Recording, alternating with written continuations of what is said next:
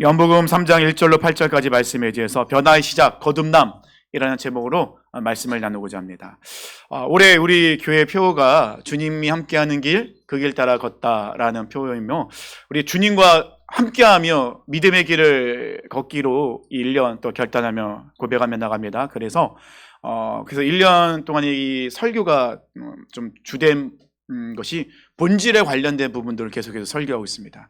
특별히 5월 달에는 변화에 대한 부분들을 또 말씀을 나누고자 합니다. 그런데 우리의 이 변화의 모든 시작점은 우리가 거듭남으로부터 시작이 된다는 것입니다. 제가 서울에서 부목사로 사역할 때가 있었습니다. 성북구 그 기름동에서 제가 사역을 했었는데요. 상용동 옆이에요. 근데 교회 이름이 언덕 위에 있는 흰색 교회예요. 왜냐하면 실향민들이 이제 북한에 있던 분들이 이제 전쟁 때문에 남한으로 내려와서 정착할 곳이 없어서 야산에 산을 깎아서 집을 만들고 그 꼭대기에 교회를 만들었어요. 그래서 그 교회가 그 언덕 위에 있습니다. 그리고 언덕 밑으로는 골목골목 집들이 있었어요. 그러니까 제가 이제 사택에 이제 들어가야 되는데 사택이 그 교회의 옹벽 바로 밑에 있었어요. 그래서 제가 작은 방 문을 열면 바로 옹벽이 보였어요. 아주 가까워서 한 20cm밖에 안 됐어요. 그래서 집이 굉장히 습했어요. 그래서 처음에 갔는데 막 이렇게 작은 방에 곰팡이가 많이 피어 있더라고요. 그래서 이제 사택에 들어가기 전에 먼저 곰팡이 다 제거하고 도배도 삭하고 고장난 것도 고치고 그래서 깨끗하게 들어갔는데 시간이 지나니 또 문제가 생기더라고요. 어떤 문제가 생겼을까요? 다시 곰팡이가 피기 시작하는 거예요. 아무리 곰팡이를 닦아내고 약을 뿌리고 뭐 이렇게 곰팡이 피지 않는 보드를 대고 해도 소용이 없더라고요. 왜냐? 그 앞에 옹벽이 있기 때문에. 옹벽에서 물이 계속 떨어지는 거예요. 그 떨어진 물은 계속 그 작은 방 그쪽으로 지나가는 거예요. 본질적으로 해결을 하지 않으면 끊임없이 문제는 계속해서 올라올 뿐이에요. 겉으로는 깨끗해 보이죠. 왜냐하면 도배도 했고 깨끗하게 치웠으니까. 하지만 이 옹벽이라는 본질적인 문제가 해결되지 않으면 온전한 변화도 일어나지 않고 다시 또 다른 문제가 끊임없이 생길 수밖에 없다는 것입니다. 근데 우리 신앙생활도 비슷합니다. 겉모습 바꾸는 거 참 노력 많이 합니다. 근데 노력하면 어느 정도 바뀌어요. 말투도 그렇고요, 행동도 그렇고요, 습관도 우리가 결단하고 노력하면 바꿀 수가 있습니다. 하지만요, 본질이 바뀌지 않으면, 우리의 죄된 본성, 이 본질이, 육적인 본질이 바뀌지 않으면 결정적인 순간에 감정이 올라오면 나는 바꿨다고 변화됐다고 생각하지만 결국은 다시 돌아가는 모습들을 참 많이 우리 인생 가운데 경험하게 된다는 것입니다. 본질이 바뀌지 않으면 진정한 변화가 일어나지 않아요. 오늘 예수님께서는 니고데모에게 말씀하십니다. 너는 다시 태어나야 된다. 거듭남에 대해서 말씀하고 계십니다. 우리 삶의 이 변화의 시작은 다시 태어나는 것, 중생이라고 하죠. 거듭남으로부터 그 모든 것이 시작되는 출발점이라는 것입니다. 거듭남은 외적인 변화를 이야기하는 것이 아니라 본 어게인입니다. 완전히 다시 태어나는 것, 완전히 새롭게 시작하는 것. 근데 이것이 엄청난 기적이고 은혜예요. 왜냐하면 우리 노력과 우리 결단만으로는 부족하고 안 된다는 것입니다. 우리가 아무리 노력해도 우리 죄된 본성을 뿌리째 뽑아낼 수가 없어요. 은혜 받을 때는 이 죄된 본성을 내가 이길 수 있다고 생각하지만 우리가 기도하지 않고 말씀을 보장하지 않으며 늘 은혜가 내 나가지 않다 보면 언젠가 조건만 맞으면 우리 안에 죄된 본성이 용술청처럼 튀어 올라온다는 것이죠. 신앙의 핵심이며 시작은 거듭남부터 시작인데, 그렇다면 거듭남이라는 것은 무엇이고 어떻게 하면 거듭날 수 있을까? 그러니까 예수님께서는 오늘 말씀을 통해서 우리에게 진정으로 거듭남이 무엇인지 또 우리에게 질문하십니다. 너희들은 거듭났느냐? 이 질문을 우리에게 하고 계시다는 거죠. 그래서 첫 번째로 거듭남이 없으면 아무리 좋아도 아무리 풍족해도 모든 것을 갖춰 있다 할지라도 부족합니다. 오늘 본문에 니고데모라는 사람이 등장하죠.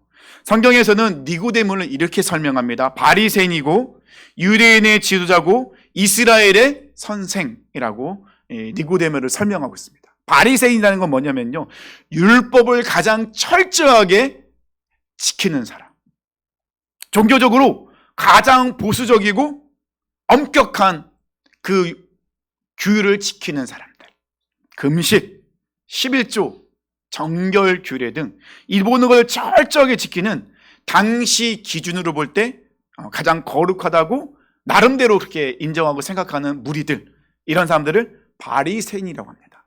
바리새인은 율법뿐만 아니라 장로들의 전통까지도 목숨 걸고 지켜내는 사람들이 바리새인들이었어요.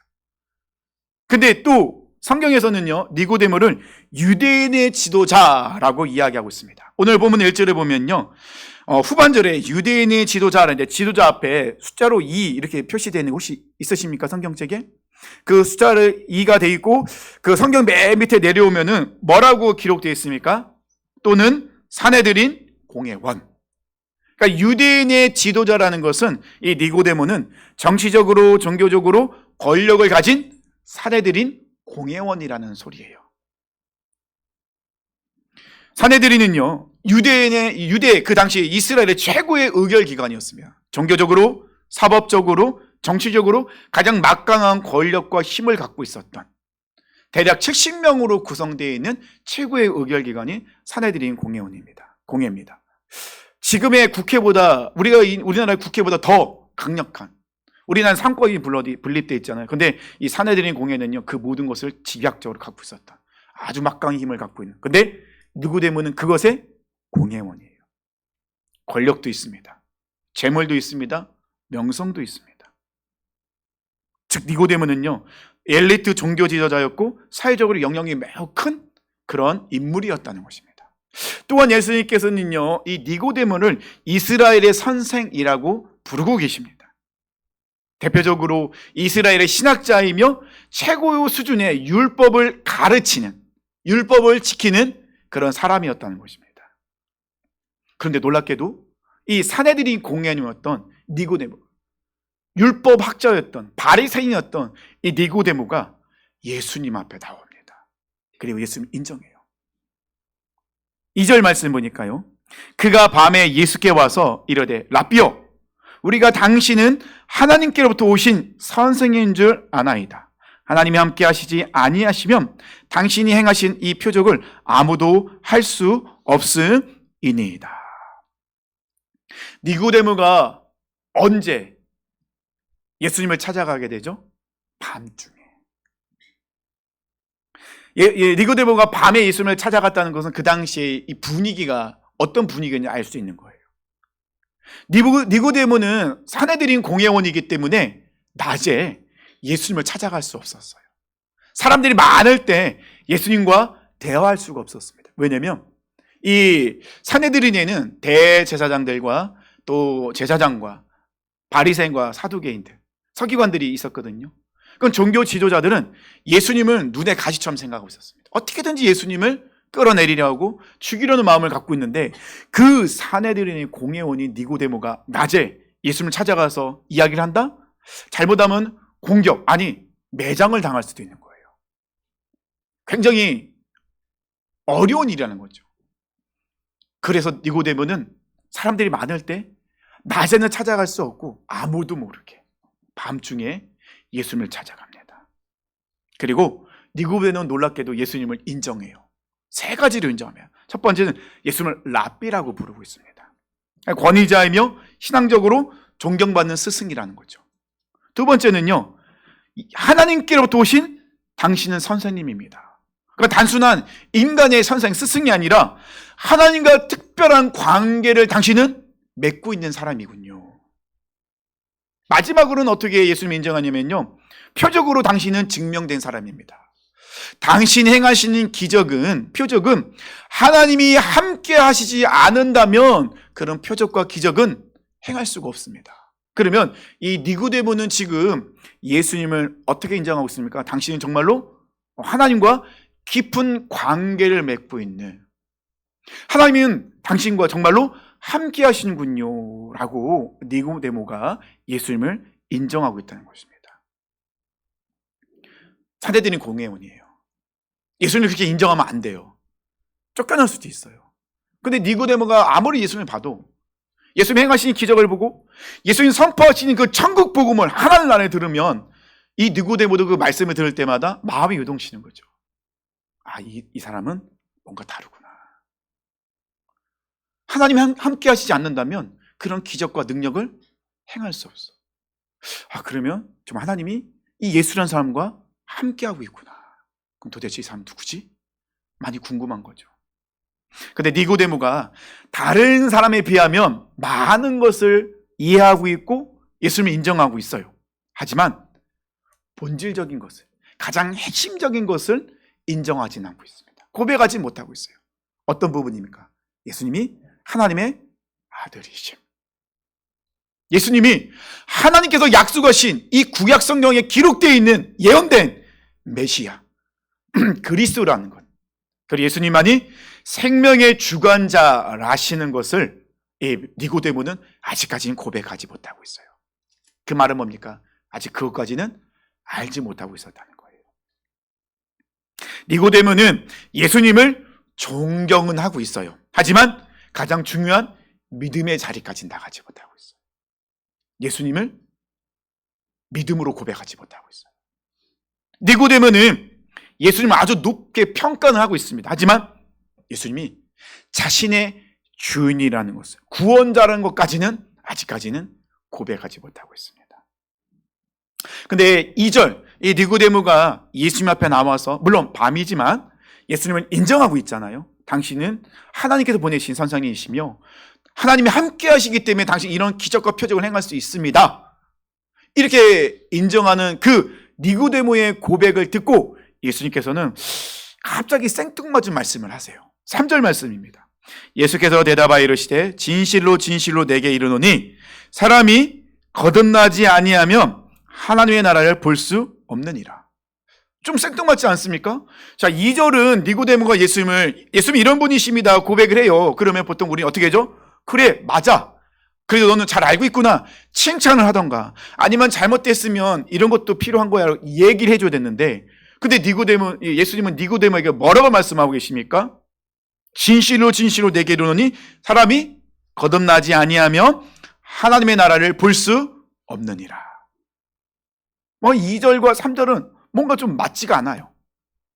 왜 그러냐면요, 예수님은 이 니고데모의 그 고백, 그 이야기를 듣고 니고데모의 마음을 꿰뚫어 보고 계신 거예요. 그의 갈급함, 그가 갖고 있는 질문.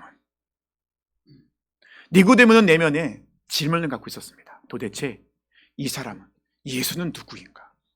도대체 이 사람이 누구이기에 이런 표적과 기적을 행할 수 있는 거지? 이 사람이 전하는 하나님의 나라는 어떤 곳일까? 우리가 알고 있는 그 나라일까? 어떻게 하면 하나님의 나라에 들어갈 수 있을까? 사실 니고데모는 이런 것들이 궁금했던 것 같아요. 하지만 니고데모는 솔직하게 이 질문을 던질 수가 없었던 거죠. 왜냐하면 다른 사람들의 시선이 두려운 겁니다. 사랑하는 성도님들, 우리 성도님들은 혹시 가면을 쓰고 계시지 않습니까? 혹시 연기를 하고 계시지 않습니까? 한 청년이, 그러니까 많은 청년들이 이런 질문을 해요. 목사님, 전 모태신앙이고 오랫동안 신앙생활을 했는데 사실 하나님이 살아계신가를 잘 모르겠습니다. 교회 안에서는 찬양팀으로 섬기기도 하고 리더로 섬기기도 하지만 사실 제 안에는 늘 질문이 있습니다. 의심이 있습니다. 지금 하나님은 살아계신 걸까? 근데 그 살아계신 하나님이 나하고는 어떤 관계를 맺고 있을까? 니고데모는 이 본질적인 질문을 하고 싶어요. 하지만 질문하지 못해요. 왜요? 체면 때문에. 사내들인 공회원이잖아요. 함부로 이런 질문을 할 수가 없는 거예요. 이 질문을 했다가는 잘못하면 매장당할 수 있는 거예요. 교회 안에서 정말 하나님이 살아계십니까? 이 질문을 하면은 너 왜 그렇게 믿음이 없어? 넌 지금까지 신앙생활한 지 몇 년인데 아직도 그걸 못 믿고 있어? 이런 답변이 들을까 두려운 거예요. 사람들이 나를 믿음 없는 사람처럼 바라볼까 봐 두려워요. 니고데모도 나름대로 용기를 냈지만 여전히 스스로를 속이고 있는 거예요. 감추고 있는 거죠. 이 니고데모는 바리새인입니다. 유대인의 지도자이며 이스라엘의 선생의 위치에 있습니다. 하지만 그 내면에는 끊임없는 이 본질적인 이 갈급함, 궁금함이 그 안에 있었어요. 율법도 그 어떤 것도 그 영적인 갈급함을 채워줄 수가 없었다는 것입니다. 높은 지혜 있죠. 율법을 잘 알고 있고요. 율법을 가르칩니다. 율법을 지킵니다. 하지만 이 니고데모는 밤중에 예수님을 찾아와요. 왜요? 지위와 율법과 율법 준수만으로는 그의 갈급함을 채울 수가 없는 거예요. 정말 구원받았는가 확신을 가질 수가 없는 거예요. 그것만으로는 율법과 율법 준수와 이 모든 자기가 갖고 있는 지위와 자기가 가진 그 육적인 것으로는 이 허무함과 이 영적인 갈급함을 도저히 채울 수가 없는 거죠. 본질적인 답을 찾고 싶으나 질문이 있으나 아무에게도 질문할 수가 없어요. 근데 니고데모에게 예수님이 보입니다. 예수님이 전하는 말씀을 들으니 다른 사람과 달라요. 예수님은 본질적인 것들을 말씀하고 계십니다. 그래서 이 니고데모는 용기를 냅니다. 자신이 갖고 있는 모든 걸 다 내려놓습니다. 창피함을 무릅습니다. 체면도 내려놓습니다. 용기를 냅니다. 그리고 밤중에 예수님을 찾아왔습니다. 예수님은 이 니고데모의 마음을 알고 계셨어요. 그래서 니고데모에게 말씀하십니다. 변화의 시작, 영적 갈급함을 채울 수 있는 것은 네가 다시 태어나는 것이다. 거듭납니다. 니고데모는 많은 것을 가지고 있었지만 그에게는 거듭남은 없었어요. 아니, 거듭남이 무엇인지 몰랐었죠. 모든 변화의, 우리 영적인 변화의 시작, 거듭남입니다. 두 번째요, 거듭남은 기존 삶의 추가가 아니라 새로운 시작입니다. 4절 니고데모가 예수님께 물어보죠. 니고데모가 이르되 사람이 늙으면 어떻게 날 수 있사옵나이까? 두 번째 모태에 들어갔다가 날 수 있사옵나이까? 니고데모는요 굉장히 지혜로운 자였잖아요. 율법 선생이었잖아요. 근데 니고데모가 예수님께 뭐라 물어봅니까? 예수님이 니고데모에 네가 다시 태어나야 한다. 그러니까 니고데모의 질문은요, 아니 그러면 예수님, 제가 다시 어머니 뱃속으로 들어갔다가 태어나는 것이 그렇게 거듭나야만 되는 것입니까? 니고데모는 한 번도 생각해 보지 않은 이런 거듭남이라는 개념이었어요. 지금까지 율법을 지키는 것, 유대인으로 태어난 것, 경건하게 사는 것만이 구원의 조건이라 생각하고 믿었습니다. 그리고 최선을 다해서 그것을 지켜나가고 있었어요. 근데 예수님이 갑자기 뭐라고 말씀하십니까? 다 치우고 뭐라고요? 네가 다시 태어나야 된다. 니고데모는 계속 육적인 생각만 하고 있는 거예요. 그러면 내 이 몸을 가지고 어머니 뱃속으로 들어갔다가 다시 태어나지만이 그것이 거듭나는 것일까? 그래야지 하늘나라에 들어갈 수 있는 걸까? 니고데모의 문제는요, 지식이 아니라 그가 갖고 있는, 갇혀있는 틀이었어요. 어떤 틀입니까? 율법 중심, 행위 중심의 신앙, 혈통 중심. 이것이 니고데모의 틀이었어요. 이 틀에 갇혀있다 보니 예수님께서 말씀하신 이 영적인 것이 이해가 되지 않아요. 들어오지가 않아요. 이것을 어떻게 인정할지 모르는 거예요. 니고데모는 거듭남을 육적인 문제로 생각했고 기존의 삶 위에, 율법 위에 다시 태어나는 것을 생각했어요. 인간의 노력으로 가능하지 않을까? 왜냐하면 지금까지 그는 그렇게 살아왔으니까요. 지금까지 잘 살고 있는데 그러면 그것 위에 이것을 더 보태면 되는 것이 아닐까? 예수님 말씀하십니다. 아니다. 그것 위에 얻는 것이 아니라, 추구하는 것이 아니라 어떻게 해요? 완전히 무너뜨리고 네가 십자가에 죽고 다시 태어나는 것, 살아나는 것, 이것이 거듭남이라고 말씀하십니다. 조금 더 나아지는 것이 아니라 완전히 새롭게 시작되는 것. 사랑하는 성도님들, 우리가 착각하는 경우가 많아요. 우리 삶 속에 예배와 믿음을 추구하면 우리가 그리스도인이 될 수 있다고 착각하는 경우가 되게 많아요. 지금까지 내가 살던 그런 습관과 내가 좋아하는 것 위에 예배자로서 믿음을 구사하면 우리는 그리스도인이 될 수 있다 착각하는 사람들이 생각보다 많습니다. 거듭나지 않았음에도 불구하고, 아니 거듭나려 갈급함을 갖지 않았음에도 불구하고 기존의 생활의 방식 위에 신앙을 추구하며 믿음을 추구하며 예수 그리스도를 추구하면 된다고 착각하는 경우가 많습니다. 예수님께서는 분명히 말씀하십니다. 아니다. 옛것을 다 죽이고 무너뜨리고 완전히 새롭게 다시 태어나는 것. 이것이 바로 진정한 거듭남이라고 예수님 말씀하십니다. 사랑하는 성도님들은 어떻습니까? 예수님을 내가 지금 살고 있는 생활 방식 위에 하나 더 추가하는 모습으로 그렇게 살고 계시지 않습니까? 예수님을 믿는다고 구원자로 주인으로 고백은 하는데 여전히 내 방식은 고수하고 있어요. 여전히 내가 주인이에요. 내가 원하는 거 포기하지 않습니다. 하지만 예배는 드려요. 말씀은 읽어요. 기도는 해요. 니고데모와 다른 게 뭐가 있습니까? 니고데모는 여전히 자기 갖은 틀 위에 이 거듭남을 생각하니 이해가 되지 않고 변화가 일어나지 않았던 것이죠. 예수님은 분명히 말씀하십니다. 완전히 옛사람은 죽고 다시 새롭게 태어나는 것. 이것이 진정한 거듭남이다. 그 마지막 세 번째는요. 거듭남은 물과 성령으로만 가능합니다. 그럼 예수님은 거듭남에 대해서 말씀하시면서 어떻게 거듭나야 되는지 알려주시죠. 5절입니다. 예수께서 대답하시되 진실로 진실로 내게 이르노니 사람이 물과 성령으로 나지 아니하면 하나님의 나라에 들어갈 수가 없느니라. 사실 우리가 육적으로 변화가 일어나면 눈치채기 쉬워요.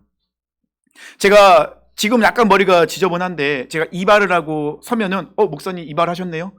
눈에 들어와요. 변화가 일어나는 게 눈에 보이니까. 근데 이 거듭남이라는 것은 영적인 변화거든요. 눈에 안 보여요. 볼 수가 없어요. 그러니 오늘 말씀에서 8절처럼 바람이 임의로 불매 내가 그 소리를 들어도 어디서 와서 어디로 가는지 알지 못하느냐. 잘 우리가 알 수 없어요. 그래서 예수님께서는 이 거듭남의 방법을 명확하게 알려주셨어요. 뭡니까? 물과 성령으로. 우리는 예수를 믿고 구원받는 것을 삶의 수정으로만 생각하시면 안 돼요. 죄는 수정될 수 있는 게 아니에요. 죄는 씻김받아야 돼요. 옛날에 하덕규 씨가 가시나무새라는 노래를 발표한 적이 있습니다. 근데 그분은 자신의 죄된 본성을 얘기했어요. 내 안에 내가 너무 많아. 자기의 죄된 본성을 바라봤던 거예요. 그게 가시가 되었던 거예요. 거듭남은 삶의 수정을 이야기하지 않습니다. 죄는요, 수정되지 않습니다. 죄는 깨끗이 씻김받아야 되는 거예요. 완전히 씻어줘야 되는 거죠. 그 물로 거듭난다는 것은요, 완전히 새롭게 되어는 건데 어떻게 해요? 추구하지만이. 그래서 이 베드로 사도는요, 이 물과 성령으로 거듭나는 것이 무엇인지를 사도행전 2장 38절 이야기합니다.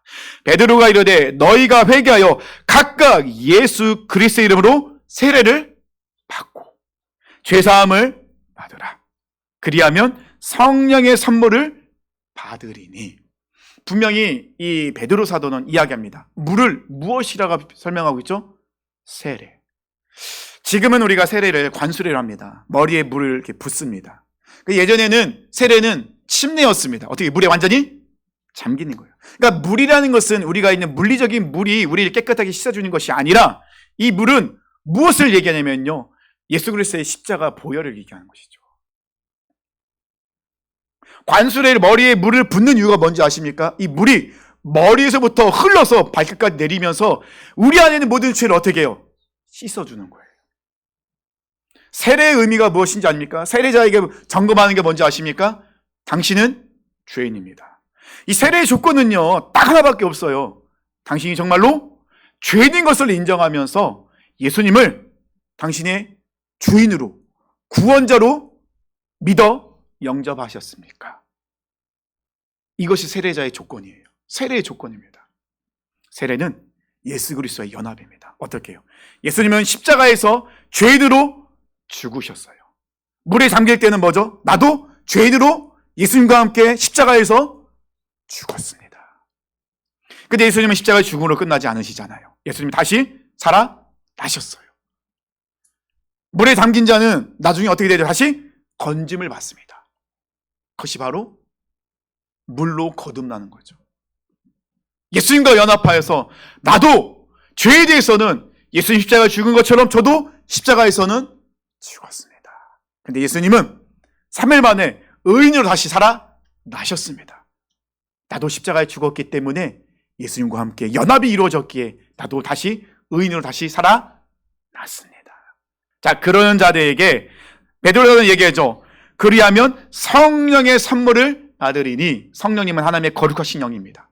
그 하나님의 영이 우리 안에 들어오셔서 우리를 새롭게 완전히 변화시켜 주시는 거죠. 죄는요, 하나님과 우리 관계가 끊어진 거예요. 하나님의 형상과 모양이 죄로 인하여 무너졌어요. 그런데 성령님이 들어오셔서 그 형상과 모양을 다시 새롭게 회복시켜 주신 거죠. 물과 성령이 그래서 거듭남의 조건일 수밖에 없는 거예요. 예배 드린다고 구원받은 게 아니에요. 헌금 많이 한다고 구원받는 것도 아니고요. 우리가 구원받기 위해서는 십자가에 죽어야 돼요. 예수님처럼. 그리고 예수님이 살아나신 것처럼 나는 십자가에 죽고 예수로 살 때, 예수님의 십자가의 그 죽음, 그 보혈이 우리를 온전히 덮어주실 때, 성령님이 나를 온전히 장악하실 때, 진정한 거듭남이라는 것입니다. 사랑하는 성도님들은 지금 삶을 조금씩 수정하고 계십니까? 아니면 정말 물과 성령으로 거듭나셨습니까? 좀 직설적이긴 하지만 연기하지 마세요. 체면 때문에 다른 사람이 나를 어떻게 생각할까 몰라서 본질적인 질문을 갖고 계시면서 아닌 척하지 마세요. 솔직하셔야 됩니다. 하나님 앞에서.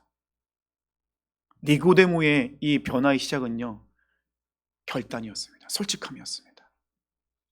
하나님 앞, 예수님 앞에 나올 때, 그 본질적인 질문을 할 때, 그때서 비로소 그는 육에서 벗어나 영적인 사람이 될 수 있죠. 거듭난 사람은 그 안에 성령님이 계시기 때문에 끊임없는 아주 치열한 싸움이란, 어떤 싸움이죠? 성령의 법과 육신의 법이 싸우고 있습니다. 근데 거짓말하고 자기 스스로 속이고 연기하는 사람들은요, 이 싸움은 항상 누가 이겨요? 육신의 법이 이기는 거예요. 내가 이기는 거예요. 내 고집대로, 내 생각대로, 내 생활 방식대로 그렇게 살면서 그 안에 예배와 기도와 말씀만 추가하고 얹을 뿐이죠. 그러니 변화가 일어나지 않습니다. 40년, 50년, 아니 목사라 할지라도 변화가 일어날 수가 없어요. 내가 죽지 않았는데요.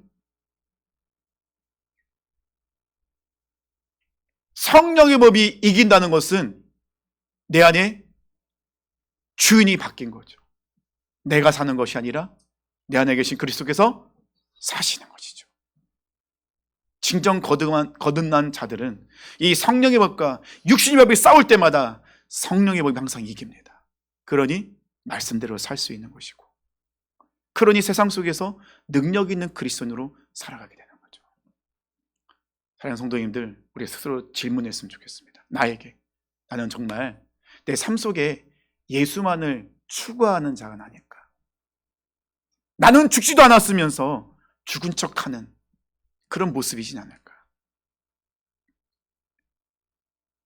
성령님이 내 안에서 승리하시게 되면, 내 삶을 이끌가면 고집이 내려줘 하시고, 감정대로 반응하기보다는 절제하고 자기 중심에서 하나님 중심으로 바뀝니다. 그때서 비로소 변화가 일어나기 시작합니다. 거듭난 사람은 단순히 겉이 바뀌는 것이 아니라 영적으로 또 삶의 방향이 바뀌게 됩니다. 우리에게 중요한 건 뭐죠? 속도보다 방향입니다. 거듭난 자는 방향이 바뀌어 있어요. 생각이 바뀌고, 관계가 바뀌고, 선택이 바뀌고, 삶의 중심이 하나님께로 옮겨집니다. 사랑하는 성도님들, 오늘 말씀이 좀 거칠긴 하죠. 좀 굉장히 적나라합니다. 하지만 이 말씀을 통하여서 우리 한번 점검해 봤으면 좋겠습니다. 나는 왜 이 삶 속에서 변화가 일어나지 않을까? 내 인생은 왜 여전히 육적인 그 법이 늘 승리할 수밖에 없을까? 우리는 물과 성령으로 거듭난 사람입니다. 성령의 법이 육신의 법을 이깁니다. 고린도후서 5장 17절 말씀합니다. 그런즉 누구든지 그리스도 안에 있으면 새로운 피조물이라. 이전 것은 지나갔으니 보라 새 것이 되어도다. 될 것이다가 아닙니다. 되어도다입니다. 완료형이에요. 오늘 말씀을 우리가 생각하면서 우리의 삶 속에서 우린 정말로 물과 성령으로 거듭나인지, 거듭난 삶을 살고 있는지, 그리고 스스로가 솔직했으면 좋겠습니다. 본질적인 질문을 우리는 스스로 던지셔야 돼요. 부끄러워하지 마세요. 저는 그래서 우리 사랑하는 청년들이 굉장히 그 용기를 보면서 굉장히 대견해 보여요. 부끄럽지만 사랑하는 청년들이 질문을 던져요. 그 질문이 있을 때 변화가 일어납니다. 니고데모는 예수 옆에 나와서 질문을 던졌어요. 그래서 그는 거듭남을 경험하게 되고 진정으로 하나님의 나라에 들어간 영광을 누릴 수 있었죠. 저는 우리 사랑하는 모든 성도님들이 이 고린도전서 5장 17절 말씀처럼 완전히 새 것이 되었습니다. 거듭났습니다. born again. 우리 가운데 기적이 일어났습니다. 그래서 이런 능력 있는 이 거듭남의 삶을 사는 성령의 법이 늘마다 승리함으로 하나님의 뜻을 이루어 가시는 우리 사랑하는 성도님 되시길